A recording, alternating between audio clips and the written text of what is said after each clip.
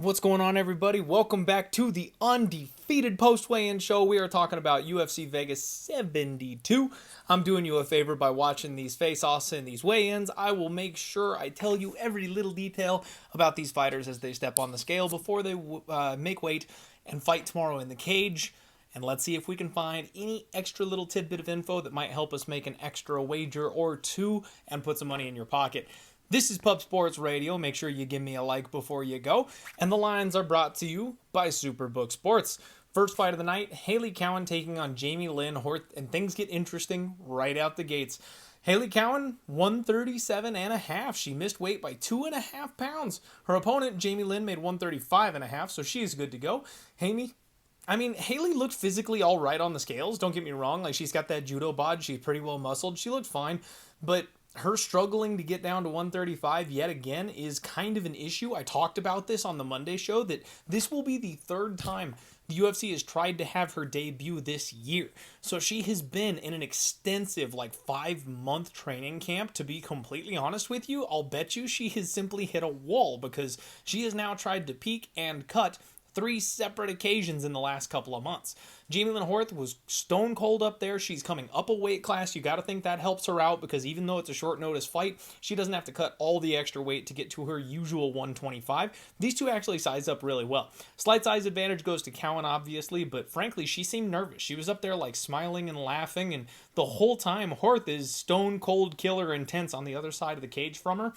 This was a spot where I felt like people were trying a little bit too hard to fade Hailey Cowan. I want to fade Hailey Cowan. I would like to be on the opposite side, because I don't think she's very good.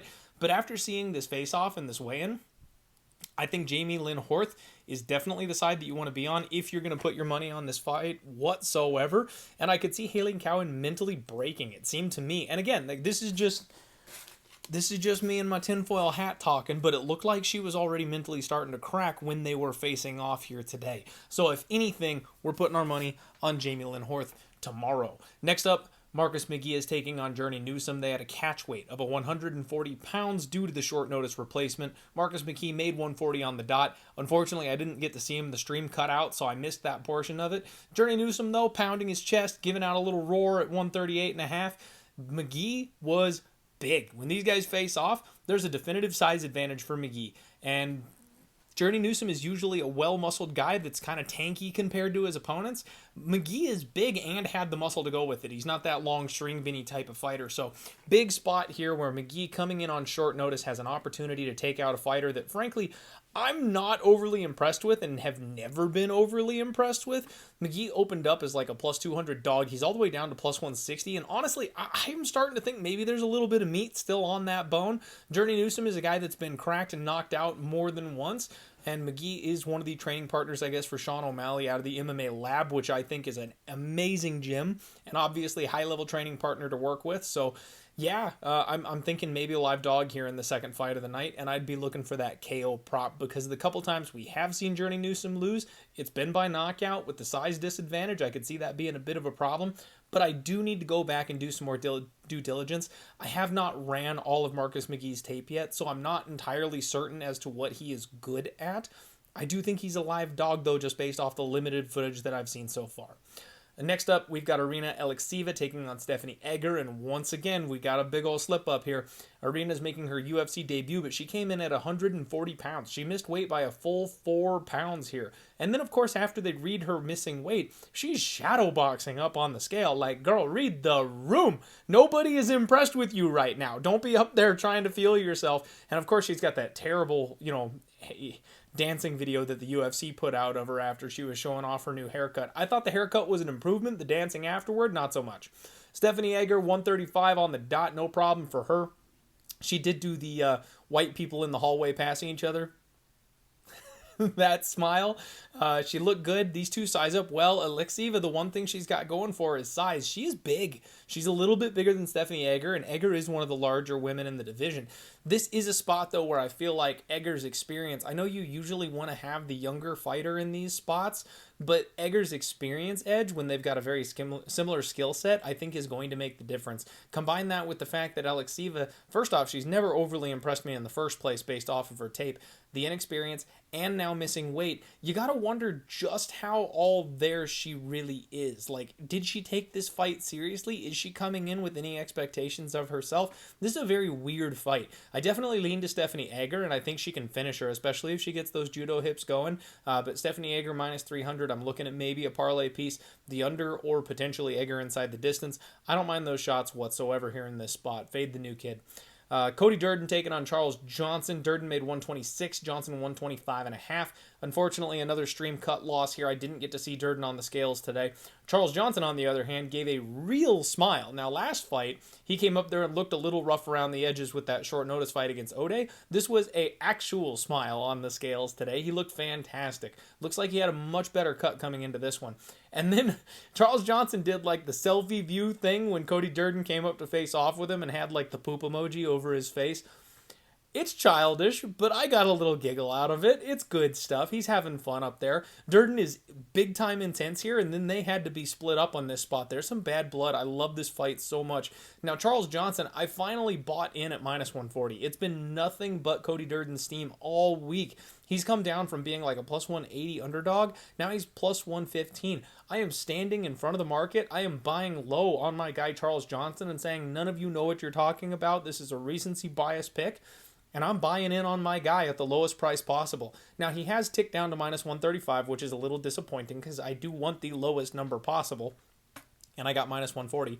But I'm also going to be playing Charles Johnson round 3.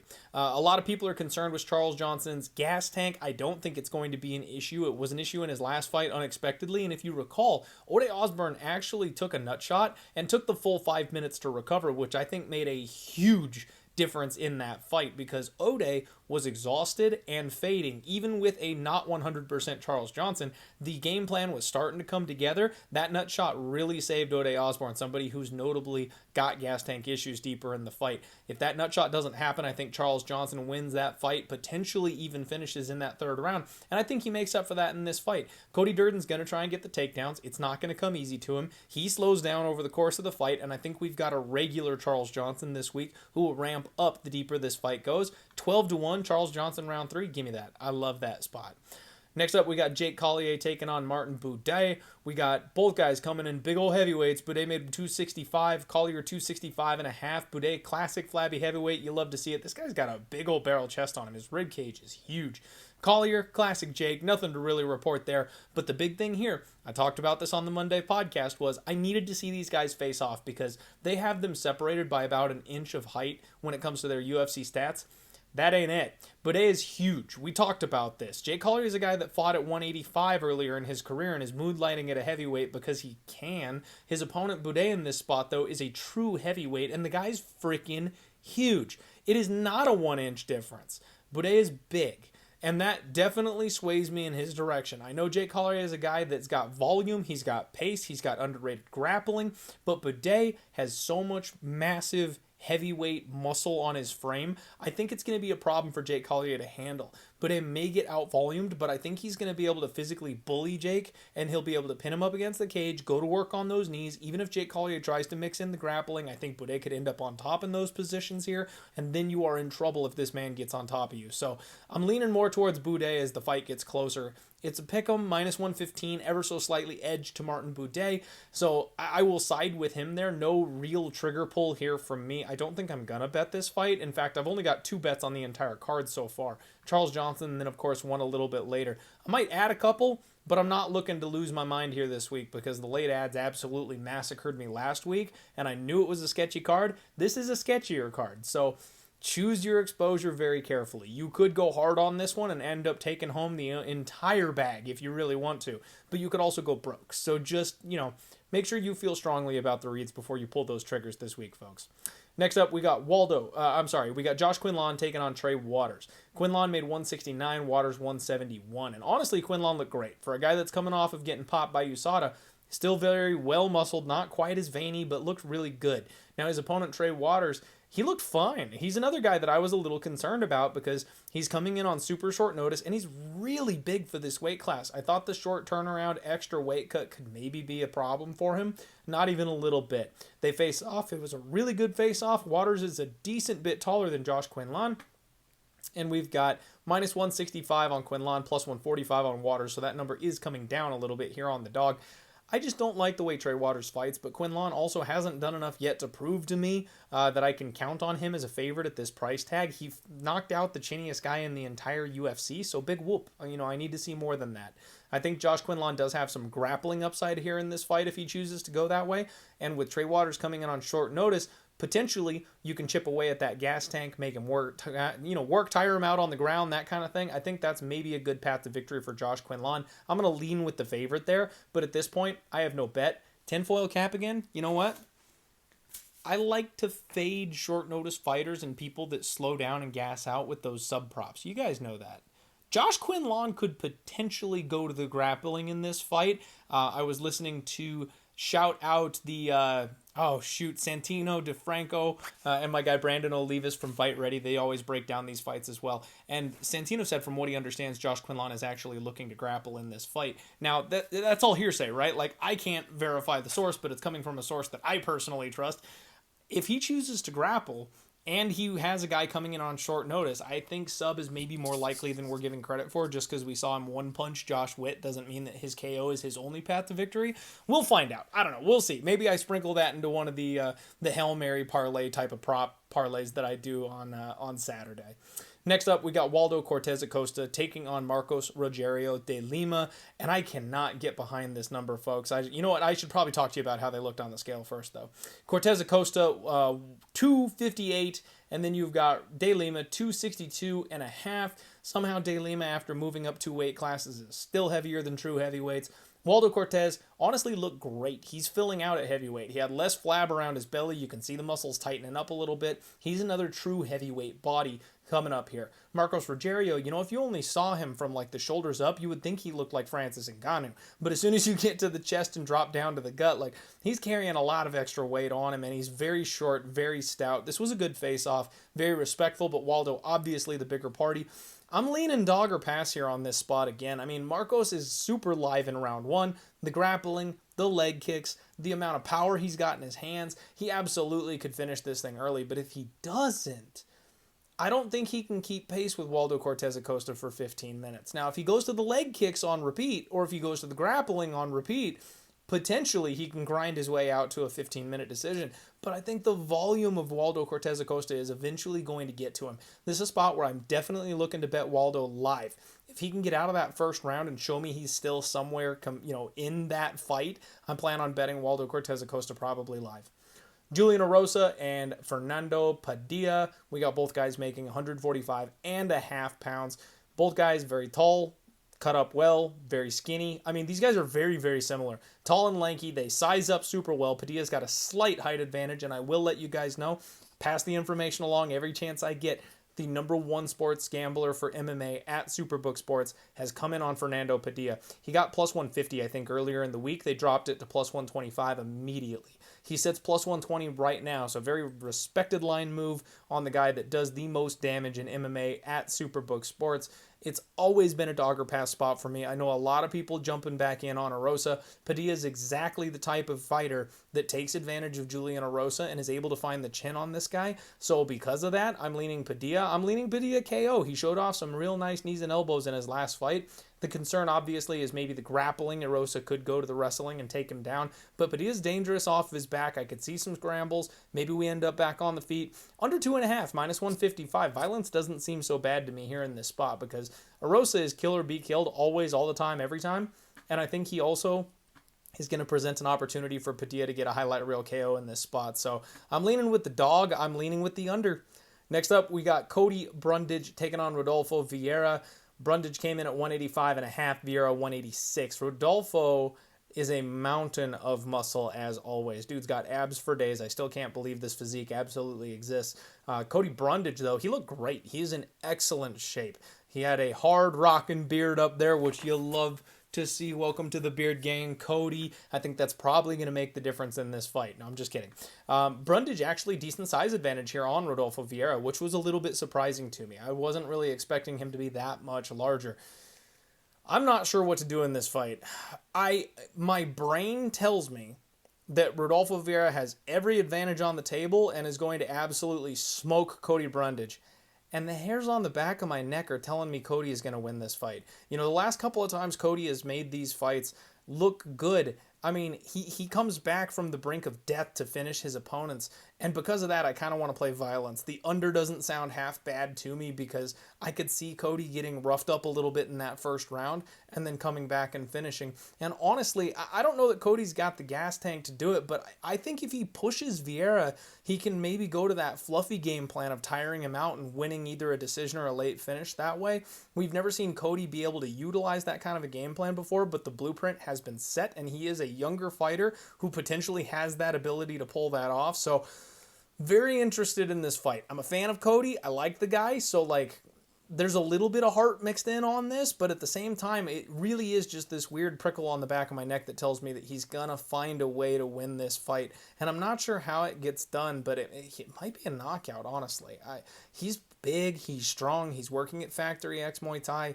I think there's a chance he can do that, but again, that's just that. You know what? Hat's coming back on, tinfoil cap. I'm sorry I'm rambling a little bit today, folks. The show is not as tight as it usually is, but we're almost done. Caio Borralho is taking on Michal Lord Oleksiejczuk in your co-main event. Another one that I really want nothing to do with. Borralho made 185.5, and so did Michal Oleksiejczuk. Borralho looked amazing up there. Seriously, this guy's like the Brazilian Superman. He's got those little glasses on, but as soon as he takes the shirt off, he's all cut up and ripped and tattooed. You love to see it.